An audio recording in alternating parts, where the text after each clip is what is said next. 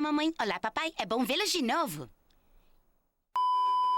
Qualquer pessoa tem aquele episódio que simplesmente não funciona pra ela. Aquele que, quando aparece na TV, faz você se perguntar por que isso existe. E no caso de South Park, poucos são tão odiados quanto esse. Diferente de qualquer outro da série, ele ignora completamente os personagens principais, troca a comédia satírica por uma adaptação bizarra do livro Grandes Esperanças, um romance do século XIX, e nos entrega uma trama tão estranha que até os próprios criadores, Trey Parker e Matt Stone, já admitiram que foi um erro. Mas por que esse episódio falha tanto? Seria pela escolha de transformar um clássico da literatura britânica em uma história com robôs macacos e um plano maligno envolvendo lágrimas humanas? Ou porque ele abandona tudo que faz South Park funcionar e entrega algo que simplesmente não se encaixa na série? Se você assistisse Pip sem saber que faz parte de South Park, provavelmente nem perceberia. E isso não é um elogio. Diferente de qualquer outro episódio da série, ele abandona completamente os personagens principais e nos joga em uma releitura esquisita de um livro, narrada pelo cara do filme Laranja Mecânica. A ideia até poderia ter sido interessante, se não fosse pelo fato de que ninguém assiste South Park para ver adaptações literárias britânicas do século XIX. Mas além da mudança drástica no formato, o episódio também apresenta um visual bem diferente. A animação, que normalmente é minimalista e feita em poucos dias, exigiu meses de produção, porque tudo precisou ser criado do zero. Os cenários, os personagens e até o estilo da arte foram ajustados para se parecerem mais com a estética vitoriana. Um trabalho enorme para um resultado que quase ninguém gostou. E as mudanças não pararam por aí. No início, esse estava planejado para ser um episódio musical, algo parecido com o filme South Park Maior, Melhor e Sem Cortes. No entanto, conforme o episódio foi sendo reformulado, as músicas foram cortadas e a história passou por diversas alterações. E o resultado final foi uma trama que parece desconexa, sem a sátira afiada e as piadas rápidas que tornaram a série famosa.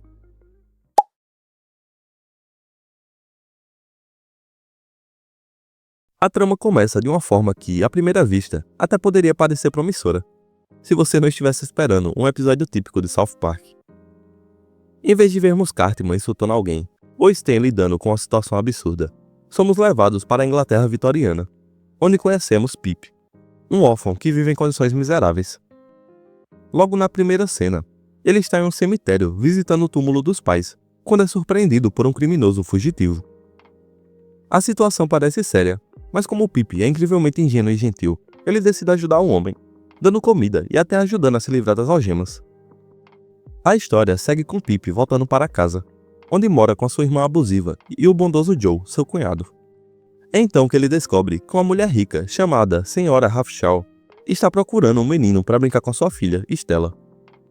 Pip aceita o convite e, quando chega à mansão dela, percebe que algo não está certo. É aqui que conhecemos Stella, que não perde tempo em tratar Pip da pior forma possível.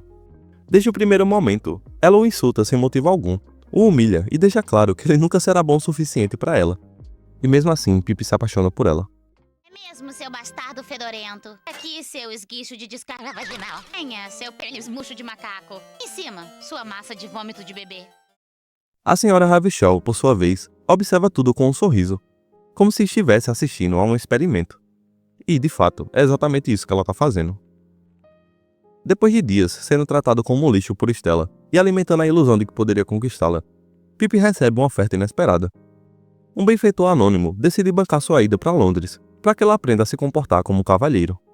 Pip, acreditando que a senhora Havisham é a responsável, aceita sem hesitar e parte para a cidade grande, onde encontra seu novo colega de quarto, Pocket. Lá ele é ensinado a ser um cavalheiro, com lições de etiqueta, enquanto Pocket revela que a senhora Havisham, uma vez, foi abandonada no altar quando ia se casar. O noivo nunca apareceu. Ele escreveu uma carta que a senhora Havisham recebeu 20 minutos antes do casamento. Pip, não se deve tirar o pinto para fora à procura de sujeiras na mesa de jantar, sabia? Passado um tempo, Pip retorna para a mansão e descobre que Stella está com um novo namorado. E é aí que a verdade sobre a senhora Havisham é revelada. Por ela ter sido abandonada no altar, ela passou a vida inteira planejando uma vingança. Não apenas manipulou Stella para partir corações, como ela também tem um plano diabólico em andamento. Usar as lágrimas dos homens rejeitados por Stella como combustível para sua plataforma Gênesis. Uma máquina misteriosa que supostamente vai conceder a ela juventude eterna. E se isso já parece estranho, e espera até os robôs macacos entrarem em cena. Sim, do nada, um exército de macacos mecânicos surge para atacar o Pip. Porque aparentemente, a senhora Havishell tem uma equipe de engenharia avançada trabalhando para ela. Mas Pip consegue escapar, desmaia na rua e, ao acordar em casa, se depara com Joe e Pocket. E descobre que seu verdadeiro benfeitor foi o criminoso fugitivo que ela ajudou no começo da história. Agora, milionário, o homem quer retribuir a bondade de Pip e ajudá-lo a derrubar a senhora Havishell. Agora ciente do plano absurdo da senhora Havishell, Pip se junta ao benfeitor milionário, a Joe e a Pocket, para tentar impedir que a vilã conclua o seu ritual bizarro de rejuvenescimento movido a lágrimas. O grupo retorna à mansão no exato momento em que a senhora Havishell está prestes a ativar sua máquina, cercada por um grupo de homens emocionalmente destruídos, que tiveram seus corações partidos por Stella. Durante o confronto, o criminoso benfeitor, aquele que passou anos acumulando riqueza para ajudar Pip, é morto do nada de uma forma completamente bizarra, atingido por um jato de ácido disparado pela velha. Pip, agora sem seu mentor misterioso, assume a missão de impedir que a plataforma Gênesis entre em funcionamento. Mas não com um plano engenhoso ou um golpe inesperado. Ele simplesmente tenta convencer Stella a sair da máquina, convencendo que ela tem um bom coração. E ela aceita isso após quebrar o pescoço de uns 10 coelhos. Uma pessoa sem coração não se importaria. Ela iria quebrar seu pescoço. Ela sai da máquina. A senhora Havishell pega fogo e morre de maneira completamente anticlimática, enquanto a mansão é queimada atrás deles. E Stella, que passou o episódio inteiro sendo cruel, de repente decide que ama Pip. Assim, do nada. E o episódio simplesmente acaba, com a narração dizendo que todos viveram felizes para sempre, exceto Pocket, que morreu de hepatite B. E no fim, Pip entrega um desfecho que não é emocionante, não é engraçado e definitivamente não faz sentido.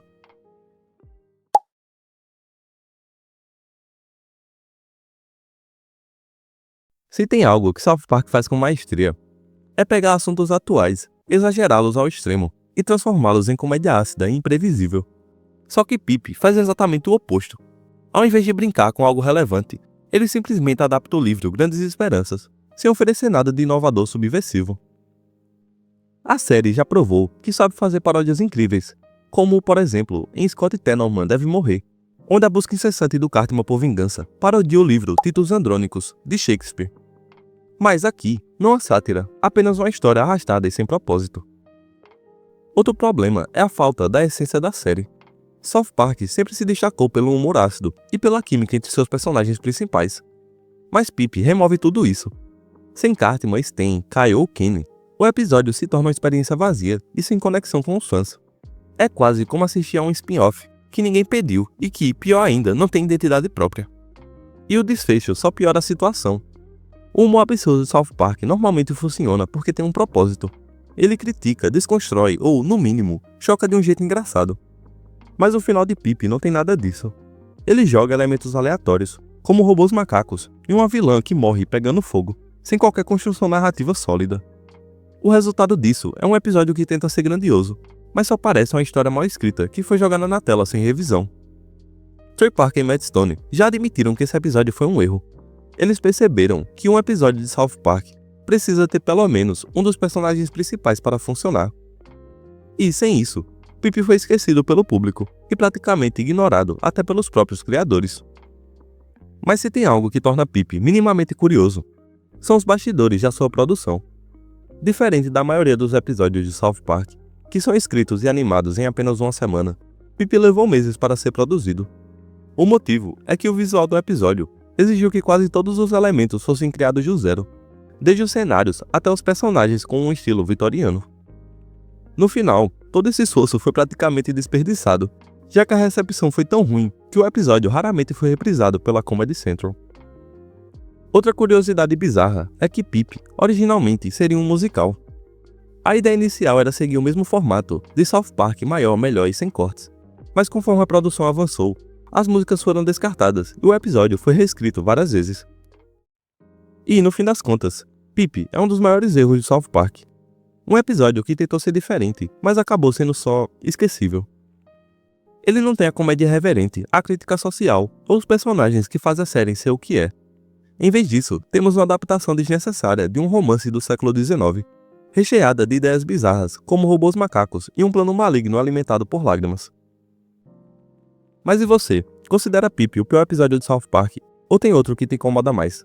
Comenta aí, porque eu quero saber sua opinião. E se você curtiu essa análise, já confere os vídeos recomendados aí na tela. Tem muita coisa boa por aqui, que, diferente de Pip, realmente vale a pena assistir.